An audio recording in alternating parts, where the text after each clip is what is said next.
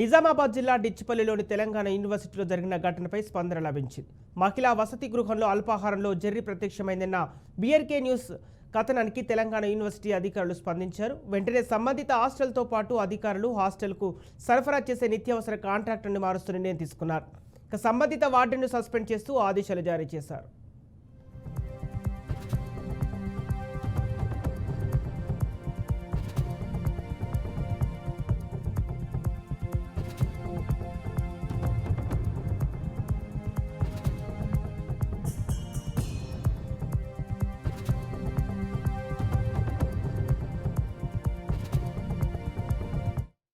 నిన్న Telangana university girls హాస్టల్లో food morning ఏదైతే టిఫిన్ ఉందో అల్పాహారంలో బల్లి రావడం జరిగింది.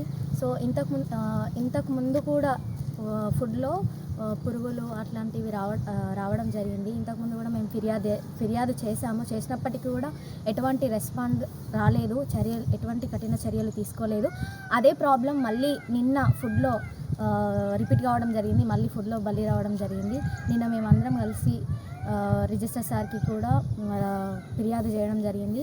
వెంటనే చర్యలు తీసుకోవాలని మేము కోరుకుంటున్నాము. అట్లాగే ఇట్లాంటి సమస్యలు మళ్ళీ పునరావృతం కాకుండా చూసుకోవాలని కోరుకుంటున్నాము. అలాగే ఇక్కడ హాస్టల్లో ఫుడ్ కూడా అంతగా ఏం బాగుండట్లేదు. బ్రేకింగ్ న్యూస్ చూస్తున్నాం. నిజామాబాద్ జిల్లా డిచ్చిపల్లిలోని తెలంగాణ యూనివర్సిటీలో జరిగిన ఘటనపై స్పందన లభించింది. మహిళా వసతి గృహంలో అల్పాహారంలో జెర్రీ ప్రత్యక్షమైందన్న బీఆర్కే న్యూస్ కథనానికి తెలంగాణ యూనివర్సిటీ అధికారులు స్పందించారు. వెంటనే సంబంధిత హాస్టల్తో పాటు అధికారులు హాస్టల్కు సరఫరా చేసే నిత్యావసర కాంట్రాక్టర్ని మారుస్తూ నిర్ణయం తీసుకున్నారు.